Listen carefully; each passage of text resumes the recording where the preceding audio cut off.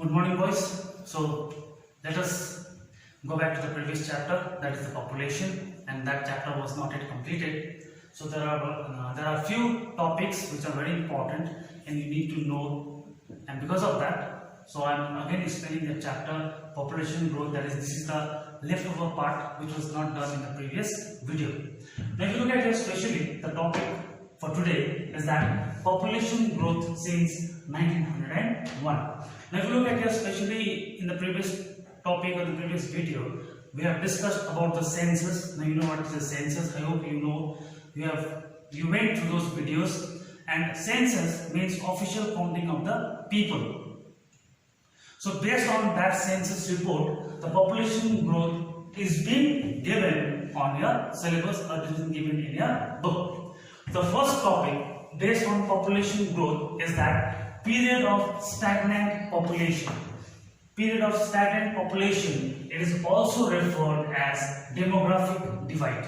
Yeah. Now this census report, it took place before the year 1921. It means that when the British were ruling over India, it means the British were the ones who took the official counting of the total population living within India. So this period of stagnant population is also referred as demographic divide. The reason is that decline of population means that instead of increase in population, there was a steady decrease of population, and because of that, it is also referred as a demographic divide.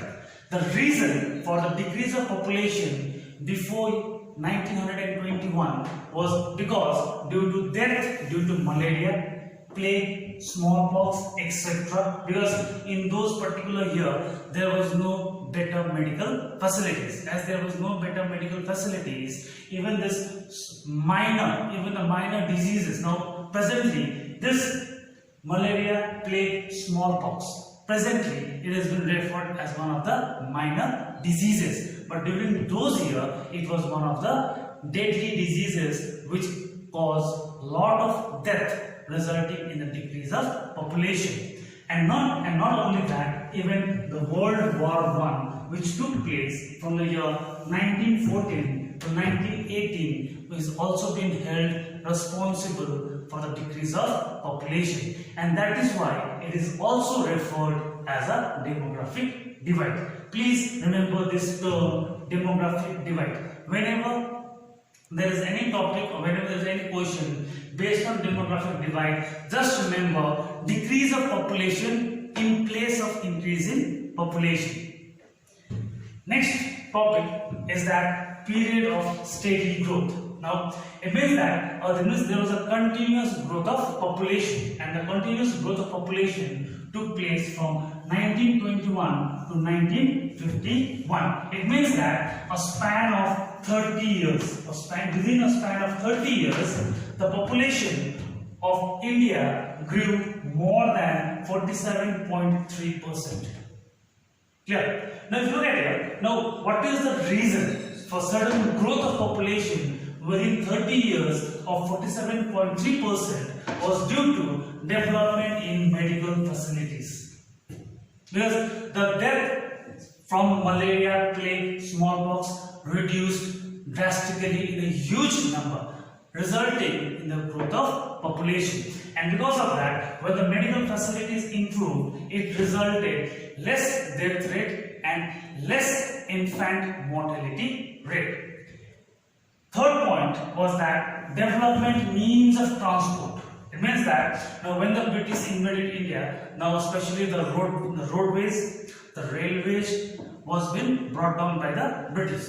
The reason was specially to transport their troops or the armies to different places, and not only that, to send goods from one place to another place. So when the British left India, more or less India was developed in the means of transportation, and due to the developed means of transportation, the government were able to supply food, especially the food grains, to those areas where they were suffering from famines, and resulting in less death of population and increase of population.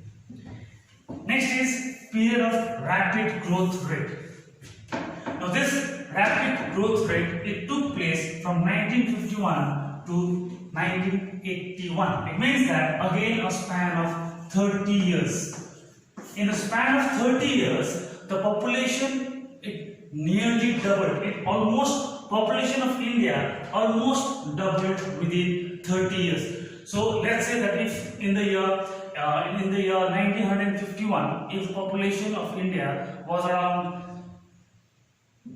10 million, in the year 1951 to 1981, the population of India was more than 20 million. So it almost doubled. Now, what is the reason? What is the main reason for sudden increase in population? Was that sudden growth rate was due to further improvement of health facilities. Because from the year 1951, the science got more developed in terms of innovation, in terms of development in different fields. As it started to develop in the different fields, it started to give more different, it started to produce more different types of medicine, more different types of therapy, especially for the sick people. And because of that, there was a less death rate compared to the birth rate. And not only that, death rate decreased because especially those people who had sufficient money, they were able to invest in their health facilities or for the better medical facilities, and the death rate was, when the birth rate was also increased. The death rate also decreased as well as the birth rate also increased. So because of that, there was a high increase in population.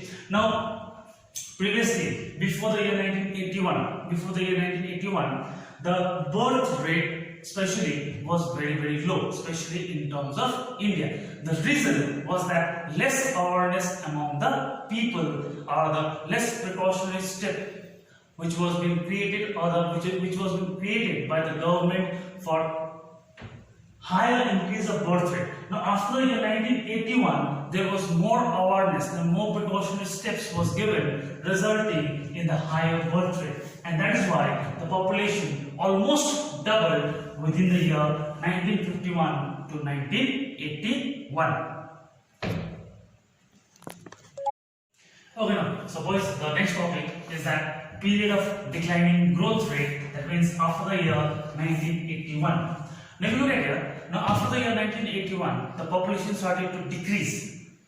Not in the sense of birth rate or in the death rate, but the death rate and the birth rate remained almost same. The reason is that the death rate was not able to increase because of the better medical facilities, and even the infant mortality rate was not able to increase because of the better medical facilities. But from the year 1981, the population, it started to decline in terms of growth. Now, how this took place? The first reason was that the birth rate decreased due to official effort of birth control. Now, if you look at it, especially in the advertisement, and especially in the televisions, that you can see different types of advertisement, especially to control the birth rate, and especially not only control of birth rate, but also use of contraceptive pills, and because of that, it has resulted in the decrease of the birth rate. Next topic, or next point, was that people inclination to adopt smaller families. Now, after the year 1981, when there was when better innovation came to place, there was the people started to settle down for smaller families, because what they thought was that if they have less number of children, they could be able to provide all the facilities required for them to grow without any problems in the coming future. Because presently, if you look at in the world, especially in our surrounding itself only, the cost of living is very high, and when the people have more number of children, the cost of living, it increases. So because of that, to decrease the cost of living, especially the people started to adopt smaller families. Next topic or the next subheading is that implication of population growth for development. Now, if you look at it, whenever the population grows at a very higher speed or in a very higher steady rise, it results in which affects the growth of development. The reason is that when the population increases, the government has to spend huge capital, especially in the construction of infrastructure.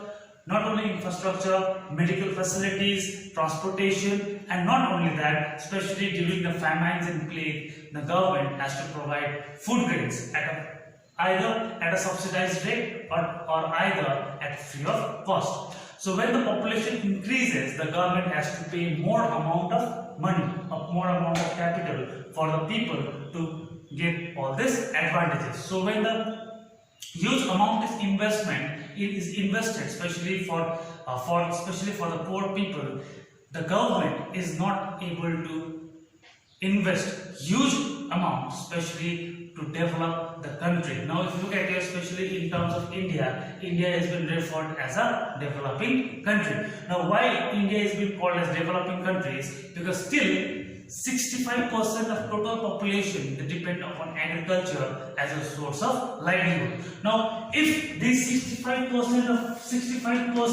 of total population use machines, use new techniques for the cultivation of food grains, then definitely the country will be called as a developed countries. For example, now because of this COVID-19 epidemic, now, I think you may have heard that the government is providing free rations, a free supply of food grains till the next year. Now, just imagine, now those rice, those things which has been provided free by the government, just imagine they are purchasing it directly from the farmers, let's say at a rate of 20 rupees per kilo, but that food grain is been provided to the public at free of cost. So just imagine the amount invested by the government every month, especially to provide food grains to the people, so that the people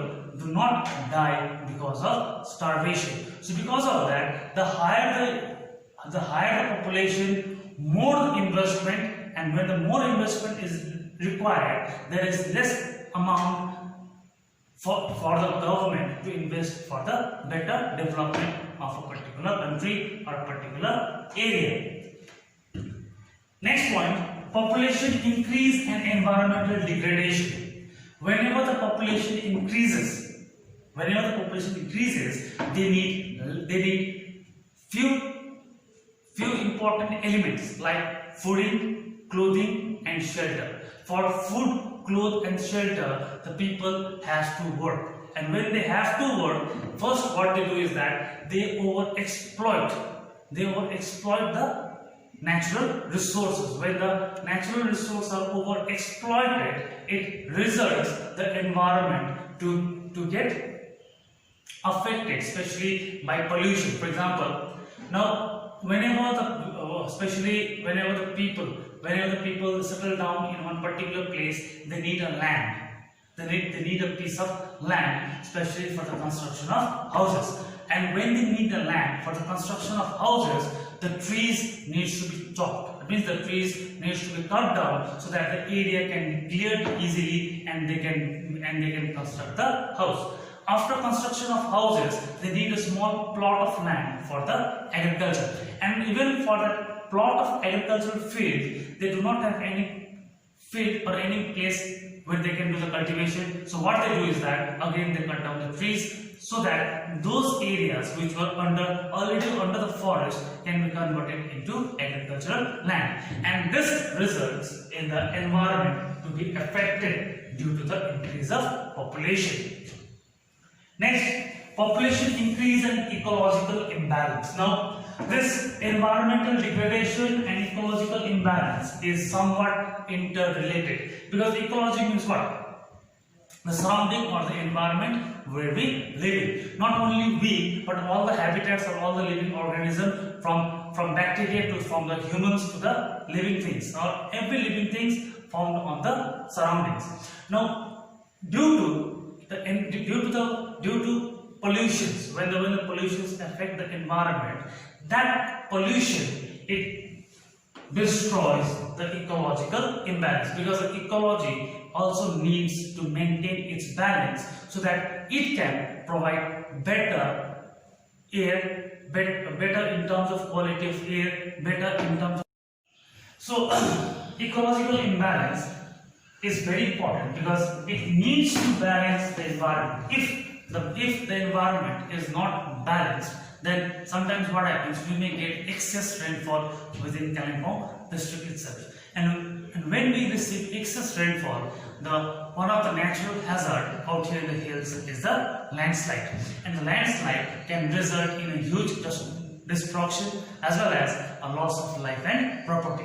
But when a huge landslide takes place, this fine silt or the fine sediment gets washed away and it gets deposited, especially in the plains. And when it gets deposited in the plains, those plain area becomes fertile in nature, because it is a new soil brought down by the river or by the water. And that is why whenever the population increases, it affects the ecology, and this ecology needs to be balanced. The balance of environment is important for the better ecology, because I've already told you, ecology means the surrounding where all the living thing exists, even from the minute bacteria to the humans to the big wildlife. Clear? Now listen, this tree point, clear, this is subheading, it is there in the textbook, it is very, very vast.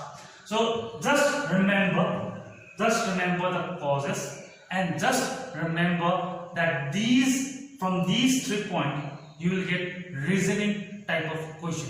Don't expect that you will be getting a broad based question or answers. So because of that, just go through it, just remember the reasons, and just remember the remedial measures to prevent these three. Clear, boys? Oh, thank you, boys.